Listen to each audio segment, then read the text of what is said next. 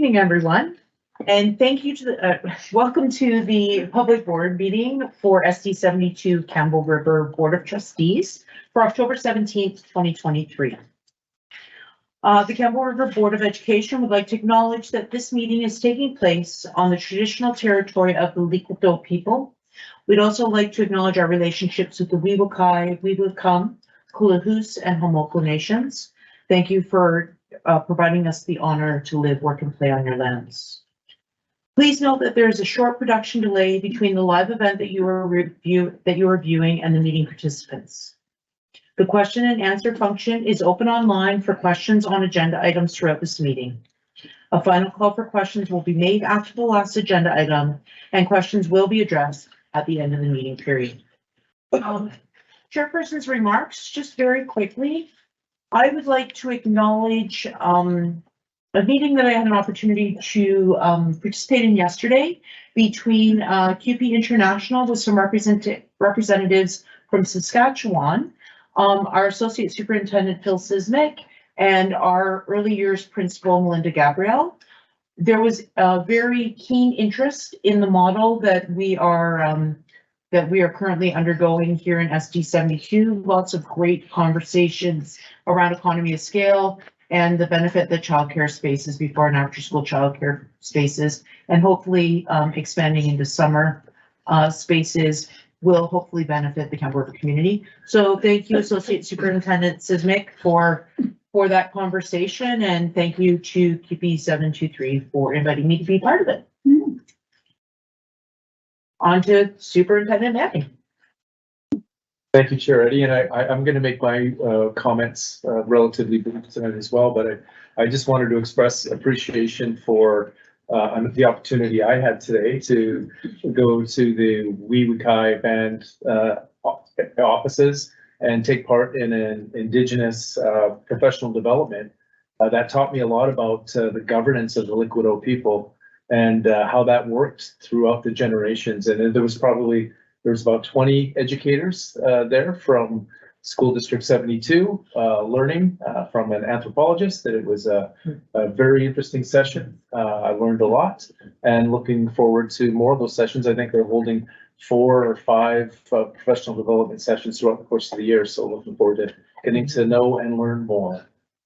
I also wanted to talk just briefly about way back when I was taking my master's degree. The facilitator of our program asked us what we thought our job was, and when we all answered different answers, and he said no to every one of us, and he said, your job is to increase the life chances of every student that you come across in your school district.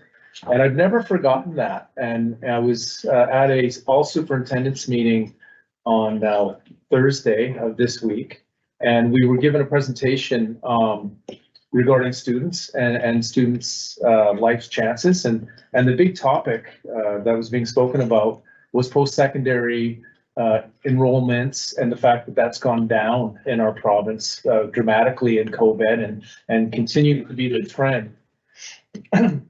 And so the ministry was pointing out, and the province was pointing out, that there are going to be 1 million jobs available in the next 10 years, but 80% of those jobs are going to require some degree of post-secondary education. So that's going to be a focus for us, looking at what we're doing here locally. We had an opportunity to sit down with some of the local post-secondary institutions and have discussions. We want to make sure we're addressing that trend in School District 72, and we look forward to that challenge and hope to move ahead. Just thought that would be interesting for the board to know. Thank you. Thank you, Superintendent Manning. Moving down to item 3, approval of the minutes of the meeting of September 26, 2023. So moved by Trustee Harper, seconded by Trustee Gladish. Is there any discussion? All those in favor? Is there any business arising from the minutes? Seeing none, are there any additions or alterations to the agenda? Seeing none, the approval of the agenda motion reads that the agenda is hereby approved as circulated. May I have a mover? Trustee Gillis, seconded by Trustee Hagan. All those in favor? Thank you. The report of the board decisions from October 17th, 2023 confidential meeting, Vice Chair Gillis. Yes, again, we spoke of teaching, administrative and support staff changes and property, legal and financial issues.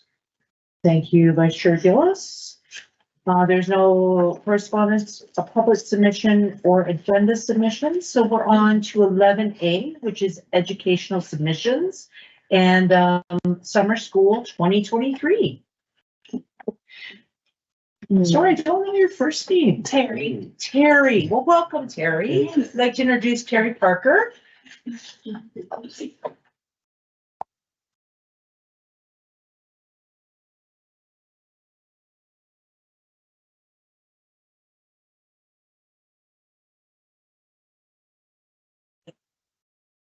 I've been teaching in a different capacity this year, so this is probably the longest I've stood in front of people in school this year. Small group work now. So thank you for having me. Shannon sends her regards. She can't be with us today. I'll share something that started off my admin role for summer school this year.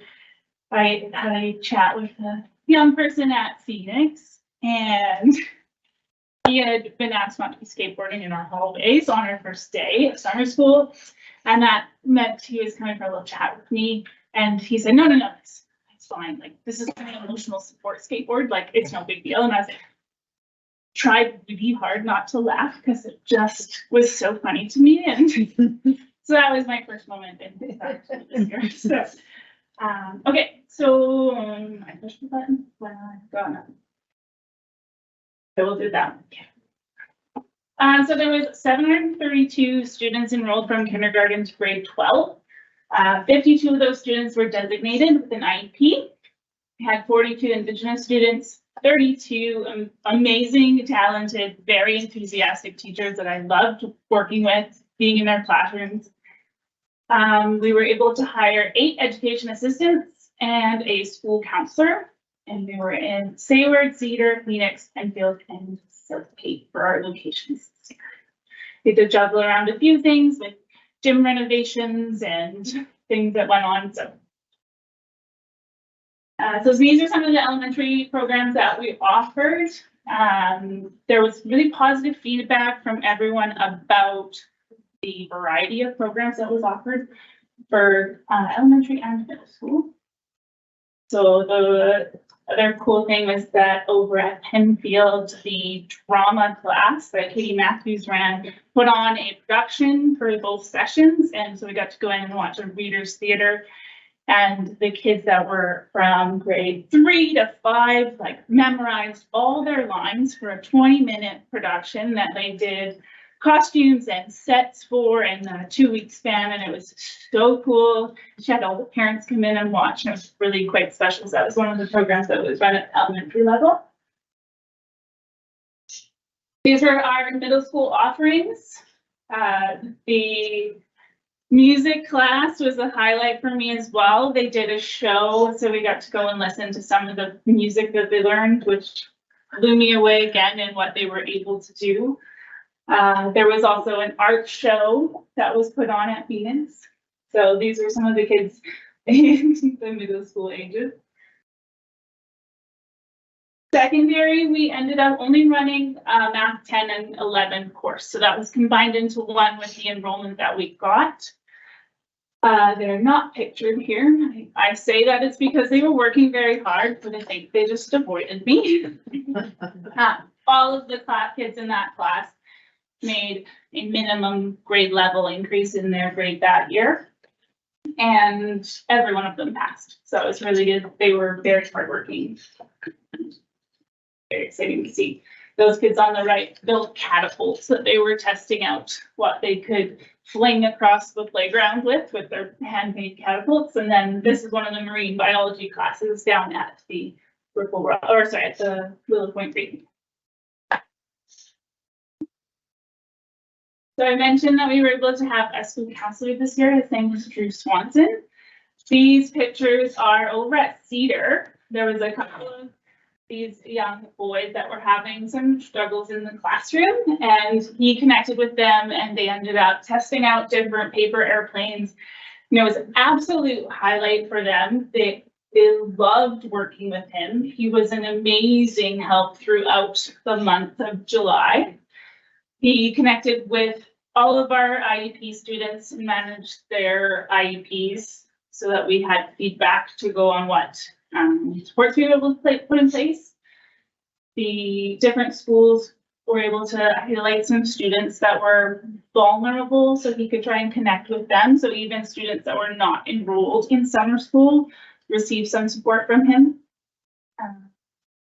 So he supported in the classroom, out of the classroom. He was a big help with the food program that we offered this year. So we made sure to have snacks, bagels, sandwiches. So a lot of our students, Phoenix and Southgate, or Phoenix and Cedar students, are super used to that reliable food source coming to school. So we continued that, what they would normally see in the school year.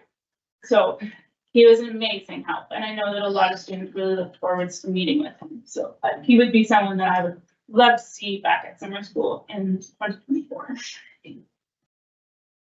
These are some things that the students said. So in all of the quotes, I did not change their spelling. So this page is up to them. So summer school is amazing. We all love it. I love that my teacher was really encouraging, and we had community circle where we talked to new people, and I think it really helped with my confidence.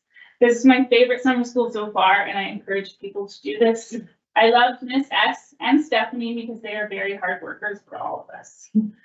I did take all of the positive things that mentioned a specific teacher and compiled those and sent them off to the teachers as an appreciation to show them. Some parents, I love that the classes are often multiple age groups, meaning next summer I can likely get both my kids in the same class. They would think that's amazing. And honestly, I just love that this is something the district does, and I appreciate it. The half days are perfect too. The half days was probably some feedback that I saw 50-50 split, people wanting the full days, people liking the half days. Fantastic, really an amazing job. And I'm so happy it was inclusive and adaptable to include my son, 12 out of 10. And then the classrooms with him. Thank you so much for having the children there. My daughter is shy and has anxiety, and I believe that this will help so much going into the fall. The teacher was great. My daughter enjoyed his days that were planned, and I really appreciate how he interacted with the children, as well as making sure each child was accounted for at pickup time. Thank you for having us. I believe this is a great introduction for these children. Please continue to have this type of class offered. So that was about one of our middle school prep courses. So we offered 4 rounds of middle school prep to grade 5 prospective grade 6 families that were almost entirely full as a popular course. So that was feedback about one of the Phoenix schools. Thinking about moving forward, school appointments. Shannon had worked with school appointments previously, really refined that, and a lot of feedback positively about how easy it was to get registered. And there was immediate feedback to the parents that they were signed up for the course. So there wasn't, once the course filled, that was it, you couldn't sign up for it. So there wasn't this like, did I get in or did I not? They had that reassurance, which helped with our inbound emails. We talked about considering ways we can incorporate the before and after school care facilities as a part of moving forward with summer school. Continue offering supports like counseling, the food program, and the possibility of busing students to different locations. At that busing component does tend to sound from the feedback like a hindrance for some people in signing up. Explore some offerings for Indigenous programs that are located near students for ease of transportation, and then offer early promotion and late registration to increase our number of secondary school students that register. So often they're getting feedback on their grades right up until the end of June when we're doing registration for July courses. One thing that's not, I met with the city and had a follow-up meeting about rec and read. They were very, very, very grateful to have an EA that was able to be hired as a leader they really struggled with staffing, and there are concerns for the city about finding staffing because the people that apply for the jobs are so young. So having somebody that was an EA through the district that we shared the cost of was very beneficial, and they're not sure they could have done the program without it. A lot of post-COVID, they're retraining new leaders, so they've got a lot of fresh green leaders that they need to work with through the years that aren't ready to run a program of 45 kids on their own. So that was something that came out of that. I did talk with them about the possibility of doing some early training and ideas building around that. So there's some possibilities there as well. Question? Questions? Trustee Ellis? Well, not so much a question. Well, it is a question, but I'm gonna start by saying that I am so impressed with the variety that engage students in a lot of activities that they might not necessarily have full access to within the year. A real definite fun, I think infusion of fun. I was on the staff of the very first summer school we offered back in 1980. And it was all academic courses, okay? We were looking primarily at the high school courses. It's wonderful to see this program having metamorphosed itself into, I think, such a vibrant program and meeting the needs of the times. And that's what's so, a lot of people don't realize that summer school isn't a book in their district. And a summer school with this much support and encouragement for skill development and just learning can be fun as a focus is really a tribute to you and to the staff. Eyes building on some amazing work that's continued. I also should point out that Assistant or Associate Superintendent Sismic was a former principal of summer school and infused it with a great sense of possibility too. Yeah, it's very interesting to see there is that perspective that summer school is, oh, you hung out with the bad kids all summer. And there's actually only 13 high school students, and I would not describe any of them as bad students, right? I would love to see that in secondary level courses and improving their numbers a bit, but it's interesting that that stigma is still a little bit attached to it.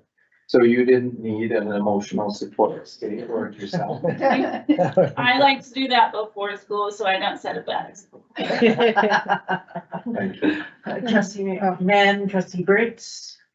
It'll be interesting to see as time goes on whether the kids who have started out as 8, 9, 10-year-olds will have a different impression of what summer school is when they're 15, 16. But I had quite a bit of informal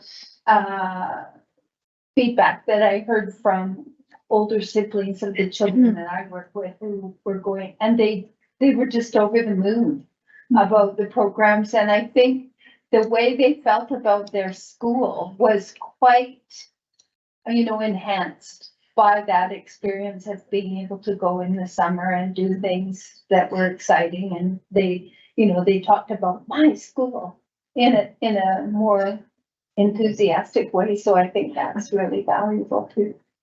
Yeah, thank you. Trustee Briggs? Where's the red line? Yeah. My daughter was the one in the pink with the banana peel on her head. So her impression of summer school, like she's having a blast. They made rockets and she loved her teacher. Right. Yeah, Mr. G. So she's had a great time. The banana doesn't fall apart. No. Trustee Goddard? Really, it looks like a great time for kids. Just a great opportunity to be together and make some connections and just have some fun. And I like the idea that you're thinking of doing some additional programming maybe for all kids as one offering in the summer. I'm curious about the middle school prep that you're talking about. I've not heard of it, and I just thought maybe you could explain a bit for us. Yeah, so it's offered to grade 5 students that are going to be going to Phoenix and Southgate in September as grade 6 students.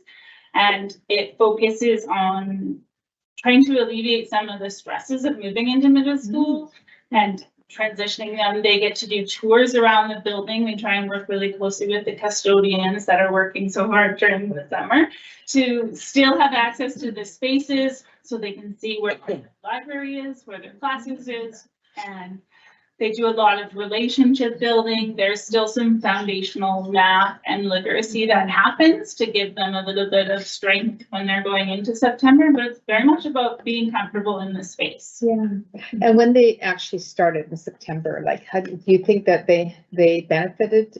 Did they show some indication that they benefited from that kind of, To my camp? first year doing summer school, I Yeah. ran the middle school prep at Phoenix. Yeah. And those are the kids that now 2 years later are still saying good morning to me every single day. Yeah.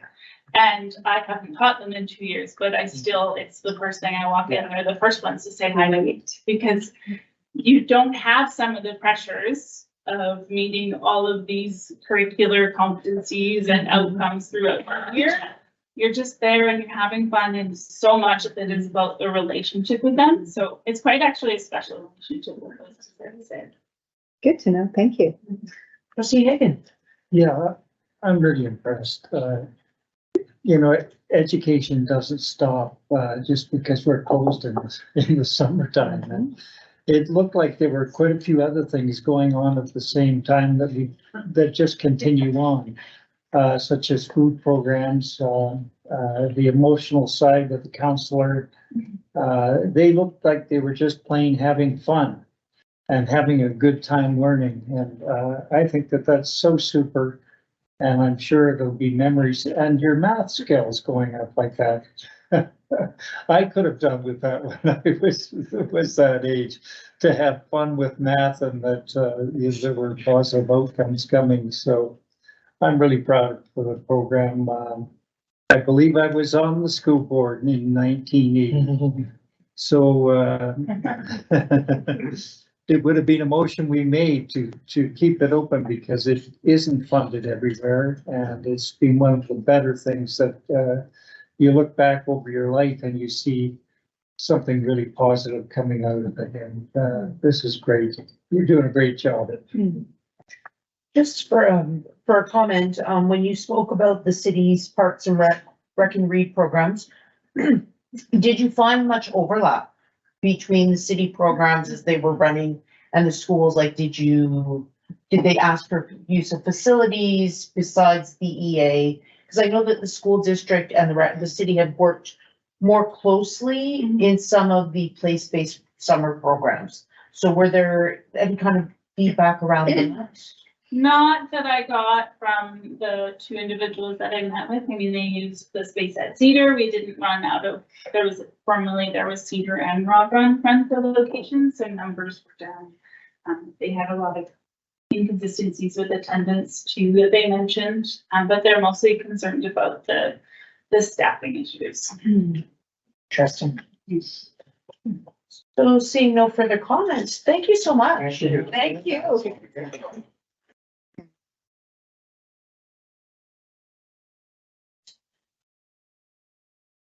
It's exciting, the summer school. Another exciting topic on our agenda this evening, on to 11B, the out-of-school childcare project update. Always tough to follow a great presentation. But before I start, I actually want to toot the horn of summer school a bit more. A couple of things. I think there was 8 educational assistants there, and that's the largest number. And part of the feedback over the years was about inclusion for students with special needs when there is no educational assistant support. A lot of kids can't come. And so that's been one of the biggest pieces where feedback from families that the kids can actually attend and the difference for those families. And this year as well, there was a program at the We Will Come, with the We Will Come Nation, that was a full month of July that supported not only academic support, but cultural support with the community. And we're going to look at building those partnerships going forward. And I know there was a plan, and maybe you can tell me, in addition to counseling support, were the school psychologists doing work Yes. in they the summer? Cedar, so they were able to get some psych ed assessments and level B assessments done during July to take that off of the plate before the timeline. So what our principal and vice principal of summer school were able to do was leverage the funding from the summer and look at some of the most vulnerable students in our district and provide those additional supports, because we all know we run out of time in the 10-month school year, and utilizing that for the benefit of those students, you need to be applauded for that in the whole summer school program. I just wanted to say that.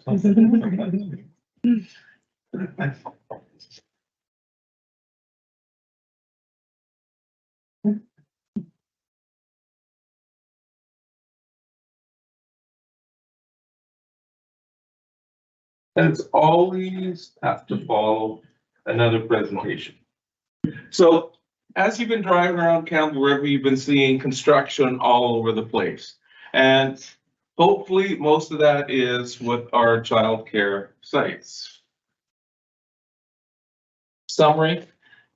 2 years ago, we were awarded, or 18 months ago, we were awarded 7 new spaces grants from the Ministry of Children and Family Development to provide childcare at Ocean Grove, Georgia Park, Sandown, Pinecrest, Cedar, Ripple Rock, and Quadra. That's a potential 210 new childcare spaces.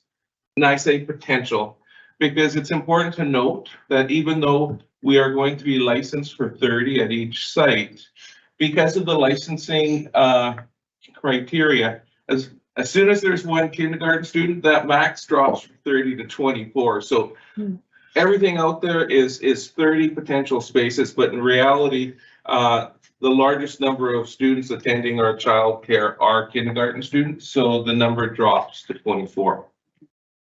6 of these sites are going to be operated by us, and Quadra will be operated by the Quadra Children's Center. Childcare is such an important piece of education now that the licensing branch created a new category: school-aged care on school grounds. So the timeline, it's been just under 2 years from when our first application went in. We were approved in April. So in less than 18 months, we've gone from the design phase to the construction phase, and we are hopefully within 2 to 3 months of completion. It is gone very quickly. It seems like it's been a really long time. But when I look at the timeline, we actually just broke ground at the end of June, beginning of July. And to think where we've come in that short period of time is actually quite amazing, especially as we're running through 7 sites. So as I said, all 6 of our sites, or 6 of our sites are up and running, the 6 that we are running. They are all fully licensed, and that's a process. Melinda Gabriel has been hired as our district principal of early learning and childcare, and she's been navigating that process. It's in partnership with VHA. As I said, 24 is the max. We have a wait list at Ripple Rock for after school care. And, we were initially tentative, will applications trickle in? Will people be nervous about giving up their spots elsewhere? This is a new venture. And as you can see in the afternoon, they're quite full. And one of the pieces we've heard from parents is there is still some hesitation until we offer full year childcare.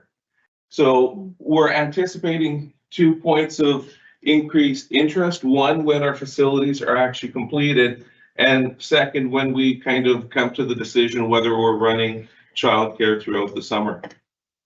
We have 36 educational assistants working a minimum of 7.5 hours a day. Our cost structure is $35 a day, AM and PM, or on full days or pro D days, 45.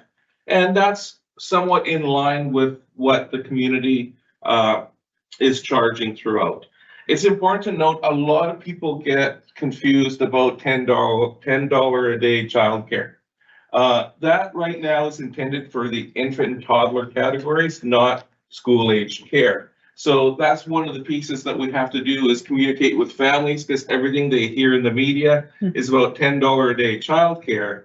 And obviously, we're a little more because the province doesn't subsidize to that degree. But because we are licensed, there are opportunities for family through a variety of fee reduction initiatives. So all families are eligible for the fee reduction initiative, and under the affordable childcare benefit, families dependent on their income are available for further subsidies, and our operation is subsidized slightly through the Child Care Operating Fund. So this is just a basic plan. We designed this plan. We brought on the architects. We wanted it to be fairly basic. We had great input from our maintenance department as far as what would maintenance in 5, 10, 15, 20 years look like. The province is eager to give us funds at the construction phase, but there's very little money from past experience in the maintenance phase in 10, 15, 20, 25 years. So the design was built with construction in mind. The roof is peaked, so it can be changed in-house by our own maintenance department. We wanted functional. We didn't go for beauty, but the actual buildings are actually looking pretty good right now. So that's the outside of Ripple Rock taken about a month ago. This is a picture of the inside space also about a month ago. And one of the things we're excited about is that the wide open space. There is a lot of open space, and that gives us functionality. Functionality for our before and after school care, but also if we have to pivot to infant and toddler care, something that we're going to look at in the future. So these buildings are providing us with multiple functionality. Here's the most recent picture of Ripple Rock, and that's the building that's furthest along. And right now, it's about, the electrical work is about 75% done. The plumbing is about 80% done. The HVAC is about 80% done. We're getting ready for the installation in the drywall phase, and the siding and the windows and the doors. And we are hoping that this building, it's the furthest along, is done sometime in December for an early January opening. Ocean Grove is about 2 weeks behind it, and we're anticipating that each building will come online 2 weeks after one another, just the way the construction is working. Pinecrest, Sandown has gotten a roof, and then Cedar in the foundation footing stage, along with Georgia Park. Quadra is the building that is least far along, but we're not fretting about that.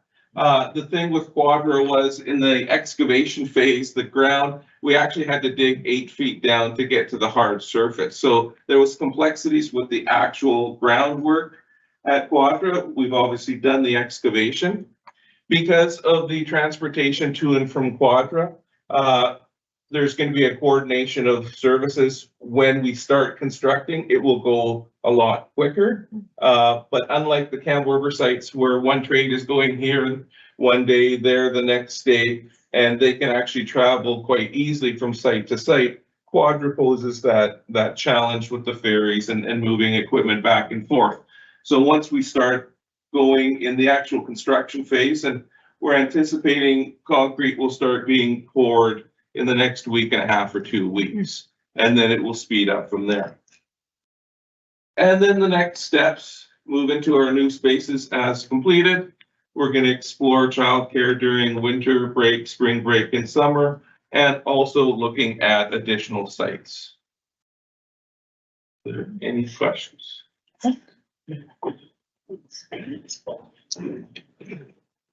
Trustee Hagan. I've asked this question before. How are we doing for staffing?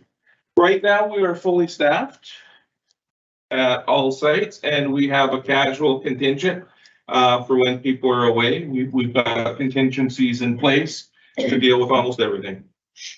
Perfect. Trustee Ellis? Yeah, and in terms of enrollment, is it first come, first serve, or is it based on? Because of proximity? licensing complexity, There's a huge criteria with regard to, basically who's eligible and what supports are able to be provided. So we work closely with the schools, we work closely with the families to make sure that it's the right fit for children, because unlike the K-12 system, we have to follow very closely to the licensing regulations. And so it's not first come, first serve. We look at what we're able to support for each student and make that decision. And Phil, if you are required to be registered in the school, which childcare site? you're Yes. attending? So right now, our model is you have to attend the school that you're attending childcare. And one of the great things, people are excited. We've already had requests for upcoming future kindergarten kids in 2024. So word is getting out there. And as I said, once the buildings are completed, and they are really going to be beautiful buildings with air conditioning for the summer, they will be wonderful places to work in once those buildings are completed. And if and when we run through the summer, we expect the enrollment will increase to full capacity. Thank you for the update, Associate Superintendent Smith.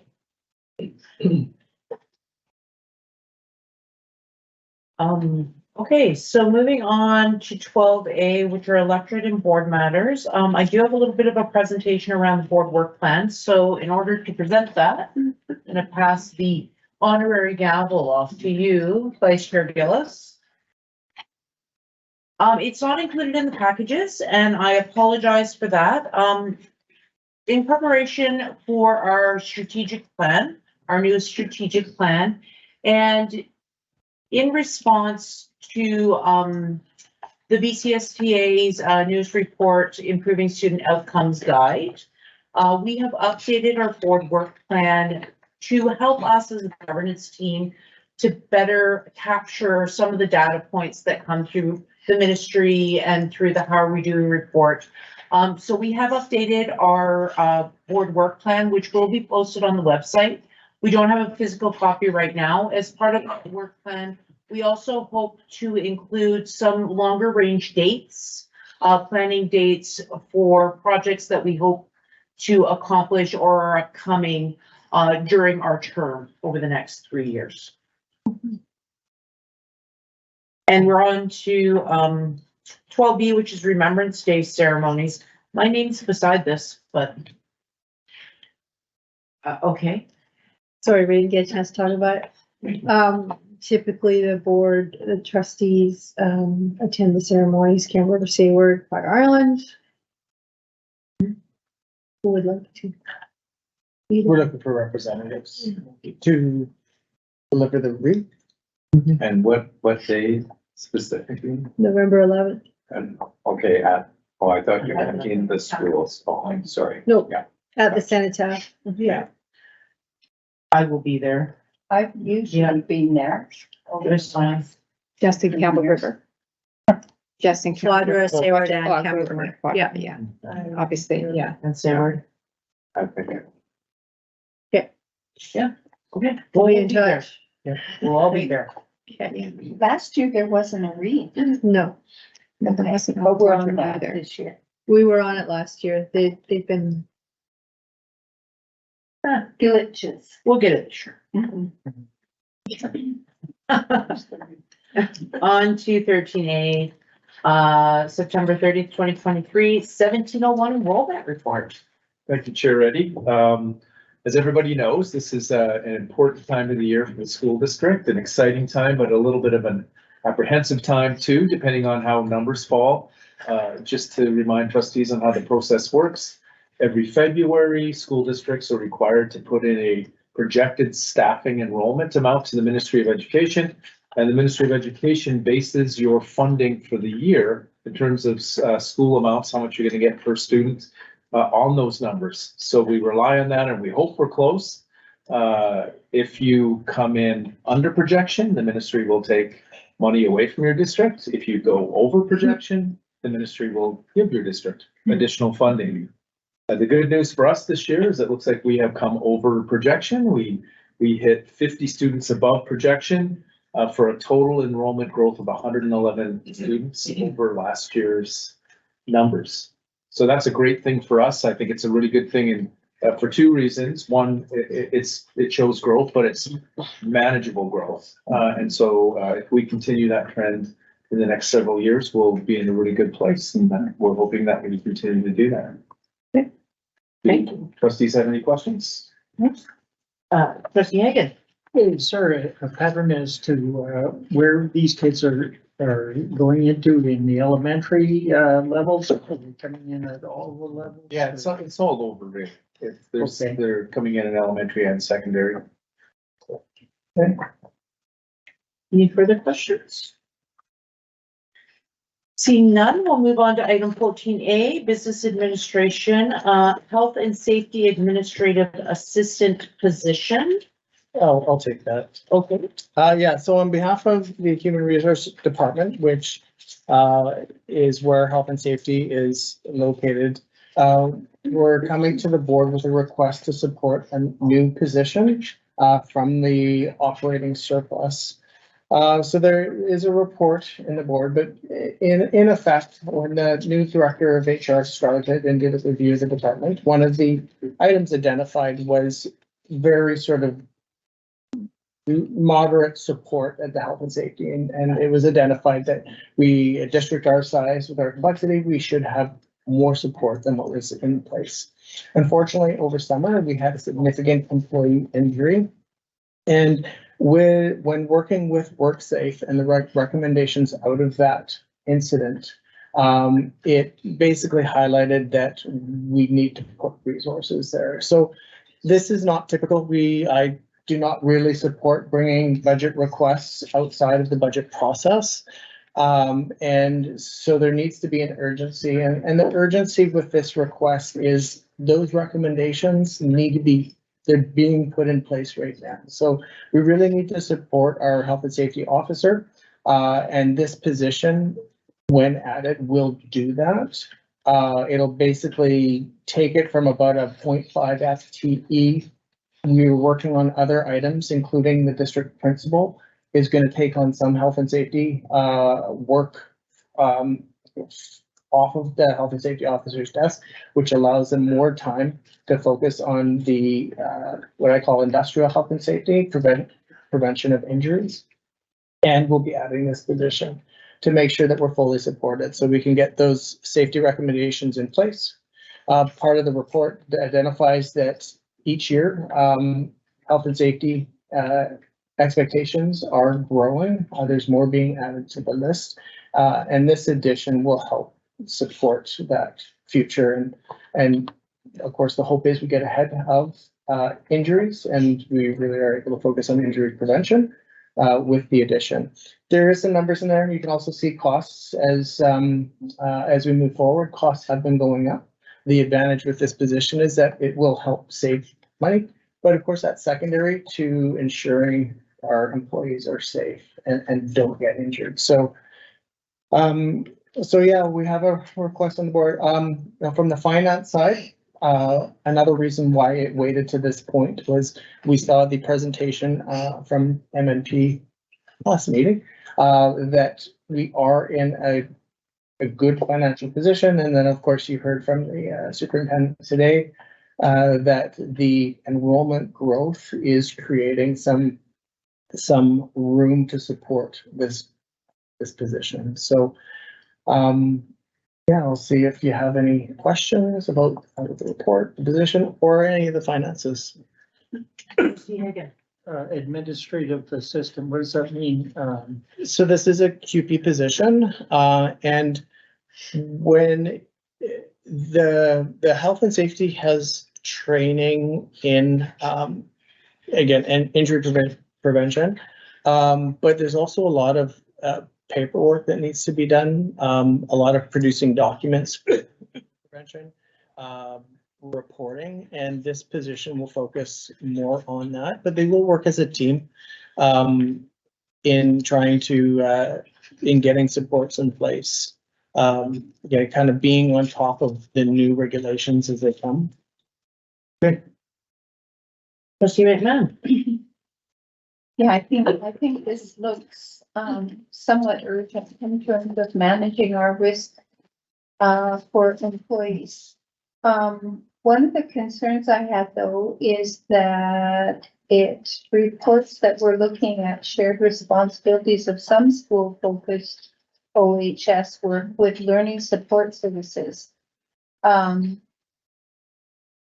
they overworked already? So that's where the district principal that was approved at the last meeting, that position will be taking on a component of the current health and safety responsibilities. Okay, So, yeah, so we have, I try to describe it as there's an industrial component and a school-based component. As these things progress, as new regulations come out, the difference between the two is getting greater. okay, The district principal was really to get the educational lens on health and safety. So we're gonna have somebody without a health and safety background that's gonna have to learn health and safety. And the hope is the understanding of what's happening in the classroom, what staff in schools are dealing with.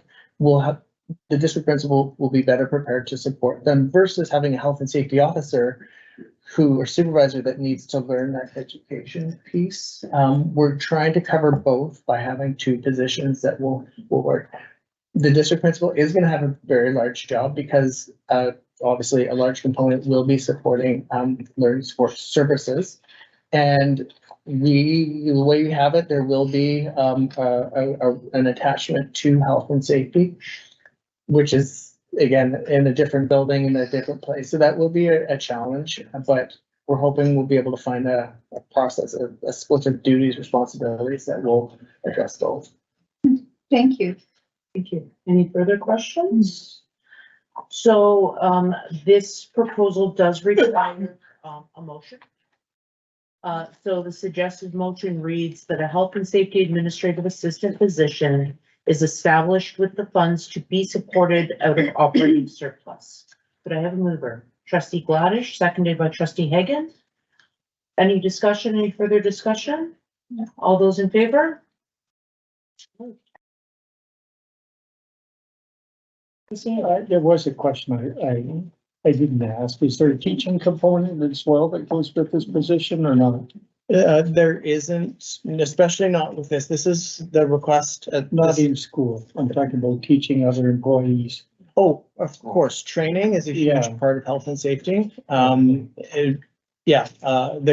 will be likely training for both positions of the health and safety. So we run ODAs and those different kinds of things. When and where there's a need. So I can't specifically say, okay, on this day or that day, but.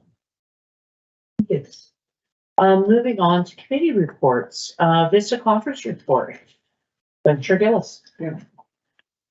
Well, I have the distinct pleasure of attending the Vancouver Island School Trustees Academy, or conference, along with Superintendent Manning and several of our school trustees.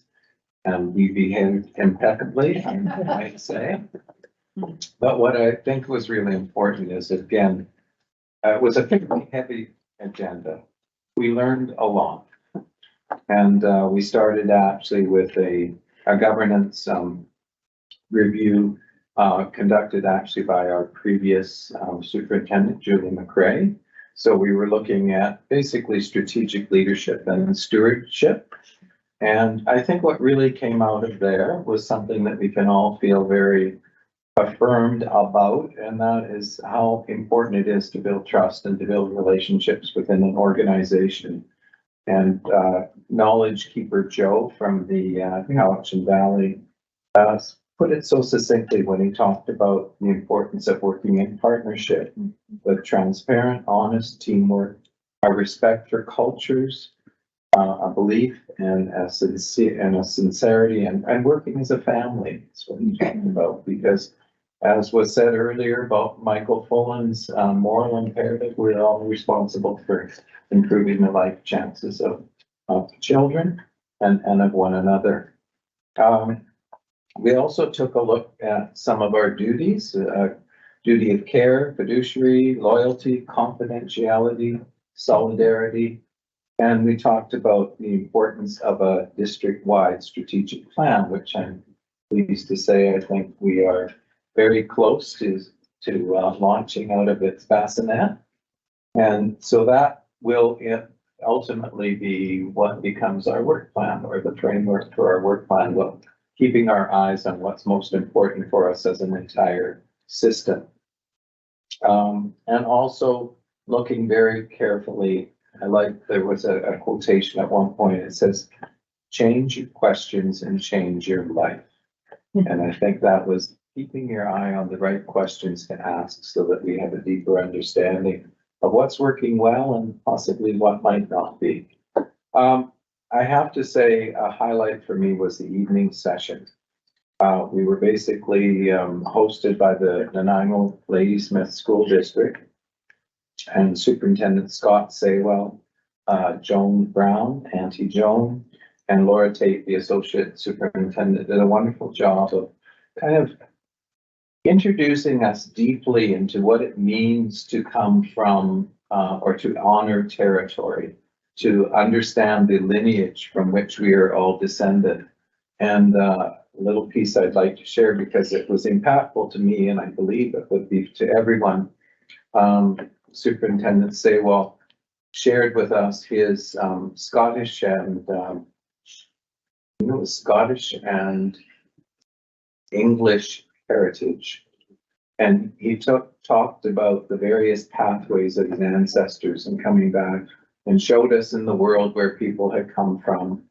And then he went to Auntie Joan, and she showed us a picture of Vancouver Island and said, basically, this is where I come from 40,000 years ago. So it was really that profound moment where you really understand what that whole kind of connection and place truly means. And then the next day we worked with Vice President of BCSTA, Stacey Loeffler, and Gordon Lee. I guess his title is actually executive something, but he's really important, and he's a very wise, and as Trustee McMahon said, he's got a very warm smile. But he's a very inclusive and very, I think, an important part of our organization. And so they walked us through some of their framework for continuous improvement, learning how to listen and learning how to learn. I thought were two wonderful thoughts. And then again, I just wanted to mention Jennifer Charlesworth, the BC rep for children and youth. I hadn't heard her speak before, but the thing that she said that resonated for me is reaching out to our unbelonging students. Okay, those who don't feel they have a place for or fit in with what we consider to be the norm. And there was a lot of emotion actually at various times, people speaking, because I think it came so deeply from within what they believe about children and learning and for our importance of being there for them.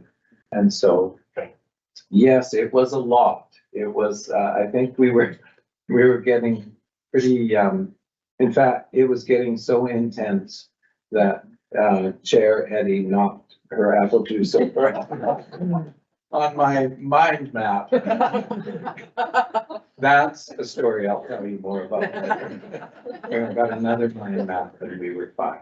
So it was a great honor to be in the company of true learners. And I think we came away feeling we've got a sense of direction, sense of purpose, and a lot of supports that are out there.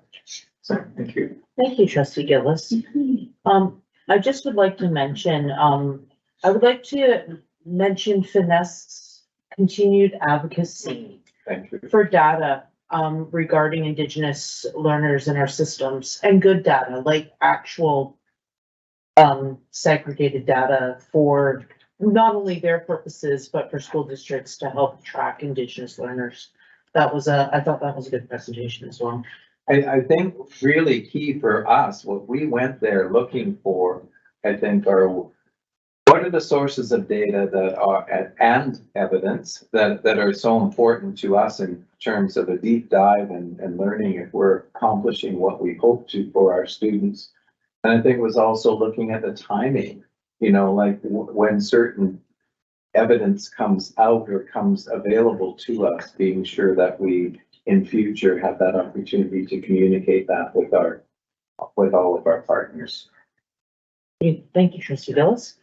And back to you for the Core Pro D committee report. Just one question. Oh, I'm here. sorry. Yeah, it really resonates with me when people talk about belonging. And today with presentations and even when we're talking about hiring a health and safety officer, and I go around this table and see the amount of work that goes into actually just running a school board meeting to where we can create an atmosphere of this is a place where you belong. And I believe that's what Campbell River is, and we just need to work a little harder. It's a place where everyone belongs. And with the children in summer school, I just saw that, you know, they had food. With the bananas. There was counseling, a banana on the head. There was fun being had. Yeah. And those children all felt from a skateboard down the hallway that this was a place where they belong. And that's something I believe that we all need to hold up at every school board meeting, and the decision making that we have is that this is a place where people belong and education can occur. And I can't say any more than that. I'm very, very proud of our district and everything that's being accomplished. And I look at all the reps who come out evening after evening, and everyone who works around this table, and portables being built.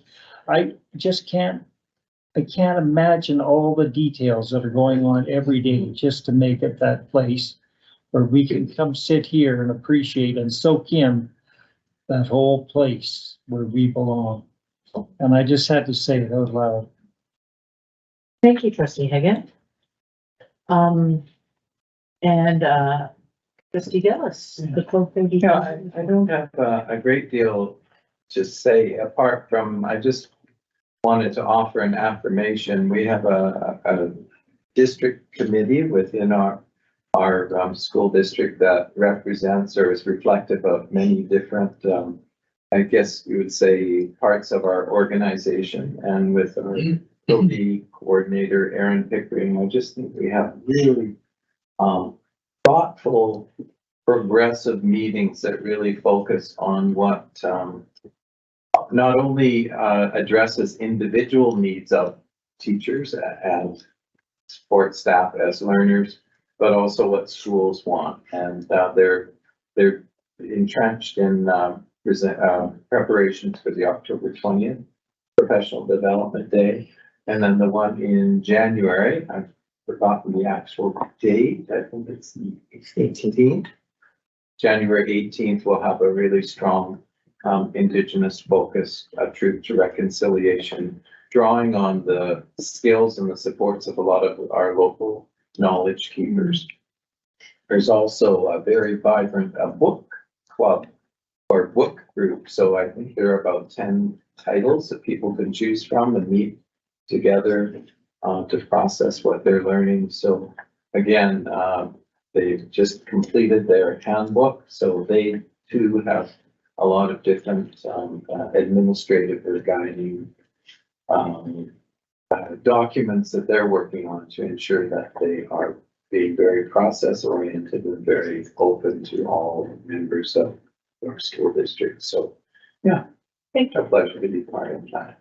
Thank you. Trustee Hagan. Yeah, I just was wondering, is the October 20th Pro D a school-based Pro D, or will that be a community-wide Pro D as well? Yeah, this is the provincial day. Yeah, I mean, many people do go out to provincial activities, but sometimes they will have more localized activities that they've organized. So there, are you saying, are there activities happening within our school district? on some occasions of Pro D, there have been a collective where all members of the school community come together, like we've had our, maintenance department and everybody is, it will, That's generally January. that's January, yeah, okay. October is always the, what you call provincial, usually provincial specialist day. Groups come together from throughout the province. Okay, thank you. That concludes our agenda for this evening. Are there any questions? There are no questions that are coming on. Okay. Deborah? Thank you.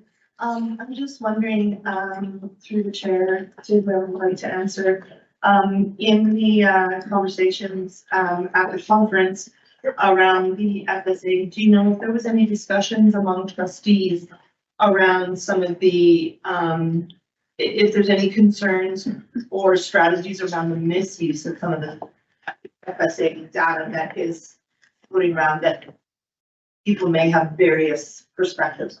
So the FSA data specifically didn't come up. There was no, it didn't come up specifically. Okay. The data, we did focus on the data points and data dates that we would be, but there was no specific conversations around the FSAs. Thank you. Seeing no further questions. Trustee Hagan, Determined. there it is. Thank you.